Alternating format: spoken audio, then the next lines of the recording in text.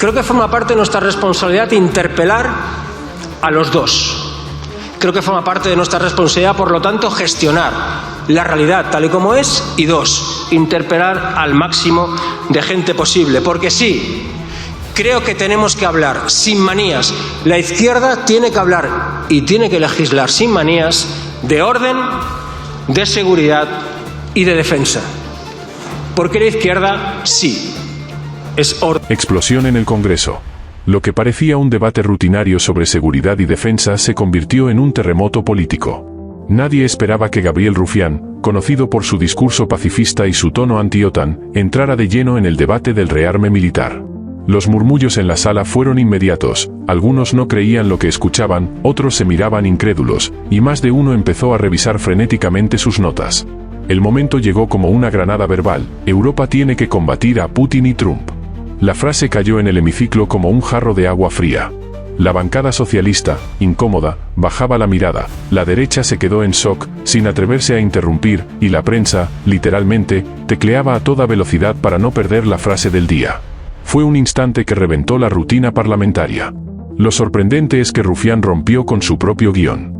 Siempre se había mostrado crítico con la OTAN, antimilitarista declarado, y de pronto estaba defendiendo que Europa debía combatir a dos gigantes, Putin y Trump. La contradicción encendió aún más la escena. Algunos diputados de izquierda lo observaban con gesto de «¿qué está diciendo?», mientras otros aplaudían tímidamente. Lo imposible ocurrió: Rufián incomodó a derecha e izquierda al mismo tiempo. El eco no tardó en salir del Congreso. En cuestión de horas, el discurso se volvió viral en redes sociales. Clips circulaban en Twitter y TikTok, acumulando miles de reproducciones. Y la exageración llegó a los titulares: Rufián rompe tabúes en España, publicaban algunos medios europeos. Lo que empezó como una intervención más se transformó en un terremoto político internacional. Bien, buenos días. Como saben, yo creo que el parlamentarismo va de escucharnos y sobre todo va de respondernos. Y yo les escucho siempre atentamente. Y creo que toca responderles. Usted, señor Feijóo, ha hablado, ha recriminado al gobierno, y en parte tiene razón, de defender a gente indefendible y de sometimiento crítico a según quién. Hombre, llama la atención que lo haga quien está protegiendo a un tipo como el señor Mazón. Llama la atención que usted hable de sometimiento a crítico y de proteger a gente indefendible. Usted también ha recriminado al gobierno de no presentar los presupuestos generales del Estado. Tiene razón. Tiene razón. Sería bueno que el gobierno lo hiciera. Pero también es cierto que no es la primera vez que pasa. A Ayuso le ha pasado lo de prorrogar presupuestos, me refiero al año 2021, 2022, 2023... y a Rajoy le pasó en el año 2012, 2017 y 2018. Y a usted no le molestó tanto. Usted ha hablado también, ha recriminado al gobierno, y tiene parte de razón, de pactar con el, según ustedes, separatismo, de que tiene socios que no creen en España, y le ha cuestionado su sentido de Estado. Ahora le hablaré en catalán porque creo que usted últimamente... Ahora le hablaré en catalán porque creo que usted últimamente habla mucho en catalán, negocia mucho en catalán. Crec que vostè... Tothom... Yo creo que usted, todo el mundo lo sabe, hagués pactat... Pactaría, habría pactado, pacta y pactará, fa un any, se lo dije hace un año, con la derecha catalana. Que crec que tampoc creu gaire en España. Que creo que tampoco cree demasiado en España. Bueno, perdón, quizás en el Estado no. En las empresas españolas sí que cree. En el Estado Miren las caras, socialistas incómodos, la derecha en shock. español quizás no tanto. Usted le pregunta al señor presidente, y también vuelve a tener parte de razón, si tiene mayoría en su gobierno. Quizá no. Y quizá es bueno, yo creo que es bueno que el presidente del gobierno se sienta presionado por formaciones más a la izquierda del PSOE, que tampoco es difícil, para según qué cosas. Pero la pregunta es, ¿usted, señor Feijóo, tiene mayoría en su partido?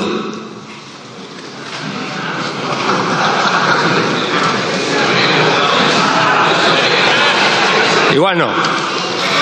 Señora Abascal, Ahora viene ese momento paradigmático en el que yo le pregunto al señor Abascal y el señor Abascal no está. Pero bueno, el señor Abascal ha hablado de amenazas migratorias africanas. Increíble, Rufián incomodando a izquierda y derecha al mismo tiempo. Migratorias africanas. Se ha metido con el Islam. Se ha burlado del Ramadán. Solamente les voy a decir algo, señorías de Vox, concretamente por lo que sea el señor Abascal.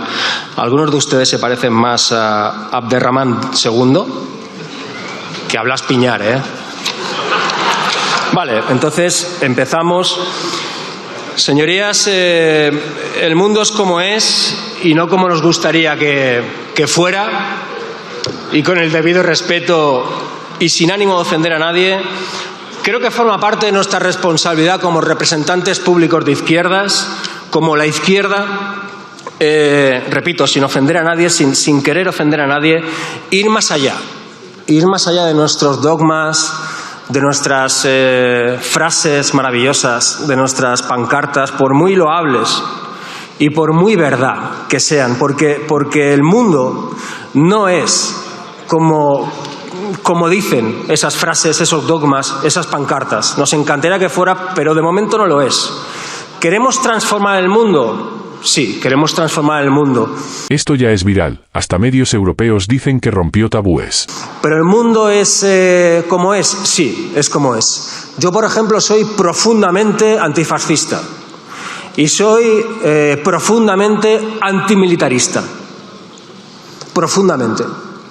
Esas son mis convicciones. Pero también creo profundamente que por encima de esas convicciones, debe haber una máxima, que es hacernos cargo del mundo tal y como es. Hacernos cargo de la realidad tal y como es. Porque si no, la experiencia, la historia nos dice que se hace cargo otra gente. Y sabemos siempre quién es esa gente. Y sabemos siempre con qué intenciones se hace cargo esa gente de la realidad. Eso significa, señorías, para mí, interpelar al que lleva la pancarta del no a la guerra. Porque sí, señorías, por supuesto, aquí y ahora, siempre no a la guerra. Señorías, siempre, jamás un arma ha solucionado nada. Jamás, no existen las guerras preventivas. Las tropas de paz son mentira. Las guerras siempre traen embrutecimiento y pobreza para los más pobres y privilegios y riqueza para los más ricos. Bien, sí. Pero también creo, como representante de izquierdas que somos, que hay que interpelar al que lo ve desde la tele o desde su móvil hoy en día y dice: ah, bueno, vale, pero yo tengo miedo. Ah, bueno, vale, pero ¿y qué hacemos? Creo que forma parte de nuestra responsabilidad interpelar a los dos. Creo que forma parte de nuestra responsabilidad, por lo tanto, gestionar la realidad tal y como es, y dos, interpelar al máximo de gente posible. Porque sí, creo que tenemos que hablar sin manías. La izquierda tiene que hablar y tiene que legislar sin manías de orden, de seguridad y de defensa. Porque la izquierda sí es orden, es seguridad y es defensa.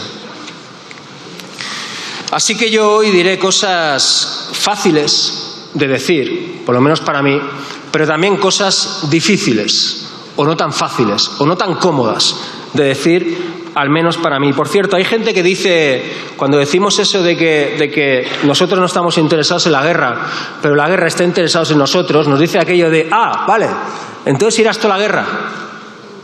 Irás tú a la guerra. Yo voy a intentar ser muy claro. Hace 90 años en este país hubo una guerra. El ejército republicano se enfrentó a los fascistas, a los franquistas sublevados. Y todo el mundo sabe que si ese ejército hubiera tenido mejores aliados y mejores armas, hubiera ganado. Y todo el mundo sabe que Franco hoy, si eso hubiera pasado, sería lo que merecería ser: un recuerdo triste de la historia. Así que yo digo que sí, que frente a esas guerras y las que vendrán, sí, yo iría, y tanto que iría, y los míos también. La primera cosa que quiero decir es que a Putin y a Trump hay que combatirlos. Sí, hay que combatirlos, porque no son... Putin y Trump no son Reagan y Gorbachev, son otra cosa. Putin es un zar y Trump es un multimillonario al servicio o asociado, nunca se sabe, de otros multimillonarios que están convenciendo a millones de precarios de que la culpa de su precariedad son otros precarios. Porque, señorías, hay una guerra que se está librando hoy en día que para mí es la más peligrosa de las que se están librando hoy en día, que es la guerra del pobre contra el más pobre. Y los Trump, los Meloni, los Milei, los Ayuso, los Abascal, los Feijóo de la vida, son los señores de la guerra, de esta guerra. 2. Lo de Ucrania no es una guerra, lo de Ucrania es una agresión, se ha dicho 1000 veces, es una invasión y el agresor y el invasor es Putin. Y es cierto que Ucrania no es una maravilla a nivel democrático, sino que se lo pregunten al Donbass o a los sindicalistas de Odessa. Pero creo que hay que tener claro, repito, que la guerra está aquí y hay muchas formas de guerra. Muchas formas de guerra. Pero también hay que tener claro que la OTAN, señorías, no es el séptimo de caballería que viene a salvarnos al final de la película. La OTAN es el delegado comercial de la industria armamentística de Estados Unidos en Europa de los últimos 80 años. La OTAN es la responsable directa o indirectamente de casi todas las guerras, de casi todos los golpes de Estado en el mundo en los últimos 80 años. Que Putin sea un sátrapa peligroso no debe blanquear a la OTAN. De hecho, algunos de ustedes, señorías, dicen que emigrar es una vergüenza.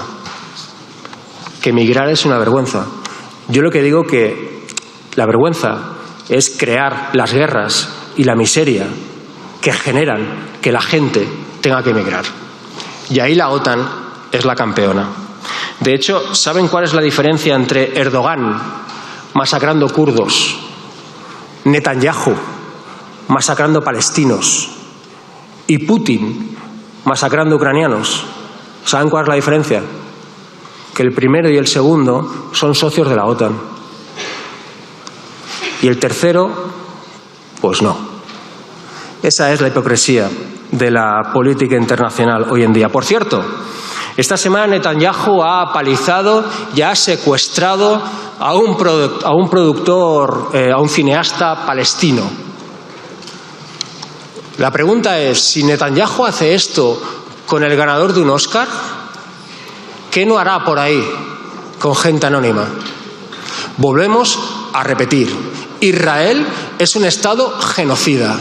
Netanyahu es un criminal de guerra. Y la única diferencia entre Gaza y Auschwitz es que el mundo está a tiempo aún de pararlo de Gaza. Es la única diferencia. 4. Usted, señor presidente, habla de sus socios europeos y usted hablan de gastar 800.000 millones de euros para, leo textualmente, contrarrestar la amenaza rusa, dejar de depender de los Estados Unidos y defender los valores europeos. Es así, ¿no? Entiendo que los valores europeos son los que financian a Israel en su genocidio para con Palestina. Pero, en fin, 800.000 millones de euros en armamento. La pregunta es, ¿y por qué no 300.000? ¿O 500.000? ¿O 900.000? Es decir, ¿cuál es el criterio? ¿Por qué 800.000? El PIB. Alemania, Francia, Italia, como saben, ya tienen más PIB que Rusia. Y de hecho es falso que Europa no gaste lo suficiente en defensa. Desde el año 2020 Europa gasta más en defensa. Por cierto, por orden de un tal Biden, que bombardeó más que Trump. Europa ya ha gastado en defensa más que en el año 2020, 2021, 2022, 2023, 2024 y gastará más en defensa en el año 2025. Así la pregunta es ¿por qué? Y sobre todo, ¿ustedes creen, señor presidente y sus homólogos de la Unión Europea, ustedes creen de verdad que a un tipo que dice abiertamente que se va a anexionar Groenlandia y Canadá, que dice abiertamente que va a arrasar Gaza y que lo va a convertir en un resort para ricos, ¿ustedes creen que lo van a apaciguar gastando 800.000 millones de euros en defensa? Y sobre todo, ¿ustedes creen que ese mismo tipo les va a permitir gastar 800.000 millones de euros en armas que no sean compradas a él mismo o en drones que no sean comprados a su amigo o jefe Elon Musk? ¿De verdad? ¿Se lo creen? Señor presidente, el principal problema del rearme europeo es que no será europeo. Esa es mi opinión. Porque tampoco es opinable. Porque Estados Unidos no quiere socios, quiere siervos. Y eso históricamente ha pasado siempre. 5. Bajo nuestro punto de vista no hay que gastar más en defensa, hay que gastar mejor. Y ejemplos de gastar mejor, pues hay 27 ejércitos en la Unión Europea. ¿Por qué no uno? Otra alternativa, los tanques, las armas. Putin se financia vía oligarcas, con cuentas bancarias opacas en todo el mundo. ¿Por qué no perseguir a esos oligarcas? ¿Por qué no cerrar esas cuentas bancarias? Ya entiendo la dificultad, pero quizá Putin se pueda pasar de una llamada de un primer ministro europeo amenazándole, pero seguramente no pueda pasar de la llamada de un oligarca cabreado porque le han cerrado una cuenta en Londres. Seguramente. En definitiva, señorías, todo el mundo sabe aquí qué quiere todo el mundo. Trump quiere las tierras raras de Ucrania, la central nuclear de Zaporilla. Putin quiere el 20% de Ucrania y un cierto reconocimiento internacional. La pregunta es ¿qué quiere Europa? ¿Qué quiere Europa? Y aquí nadie lo sabe muy bien. Permítanme, señora presidenta, acabar con una reflexión y con una despedida. La reflexión es que una de las mayores vergüenzas de nuestro tiempo es que está de moda ser un chungo. Está de moda ser mala persona. Está de moda ser un manipulador, ser un mentiroso. Y el ejemplo claro es que hubo una persona, hubo una mujer que tuvo que dimitir por una mentira sobre su expareja, con la que no convivía. Se llama Mónica Oltra.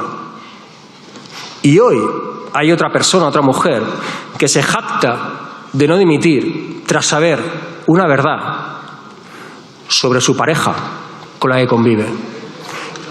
Se llama Isabel Díaz Ayuso. Y hay otro ejemplo. Hay un tipo inútil, mentiroso y miserable que se pasea dando lecciones de responsabilidad con 200 y pico muertos sobre la mesa. Muchos de ellos porque él estaba comiendo, se supone, durante 5 horas en un restaurante y no pasa nada. Se llama Amazon. Ese es el ejemplo. ¿Y por qué pasa esto? Pues pasa porque la derecha entiende muy bien cómo funciona este negocio. Porque tiene un poder mediático terrible y porque tiene un poder digital aún más terrible. Y mientras la izquierda no entienda esto, seremos como gacelas heridas en mitad de la sabana, pastos de las hienas. Eso es lo que seremos. Y acabo con una despedida. Hoy es el último pleno de un extraordinario portavoz, de un tal Aitor Esteban. Lo que tengo que decir es que, Aitor, has dado muchísima rabia durante muchísimo tiempo, porque has sido muy bueno, esa es la broma, eres muy bueno. Pero también es cierto, y esto en serio, que has inspirado a mí, me has inspirado muchísimo. Lo que espero es que sigas así y seguramente no me gustará todo lo que digas, pero siempre me gustará cómo lo digas. Muchísimas gracias. El discurso de Rufián dejó una pregunta flotando en el aire. ¿Es valiente por decir lo que nadie se atreve, o cayó en una contradicción política que desarma su propio discurso? Porque hablar de combatir a Putin y Trump rompe con el guión clásico de la izquierda antimilitarista, y esa ruptura generó tanto admiración como desconcierto. La cuestión va más allá de un zasca parlamentario. ¿Debe Europa realmente rearmarse, o estamos abriendo la puerta a un nuevo error histórico? ¿Es la defensa una necesidad inevitable o una rendición ante la lógica de las grandes potencias? Lo que ocurrió en el Congreso fue un recordatorio de que incluso las voces más críticas pueden girar el debate cuando la realidad golpea. Si crees que Rufián puso incómodo a todos en el Congreso, deja tu comentario y comparte. Aquí contamos lo que los grandes medios prefieren callar. Suscríbete para más.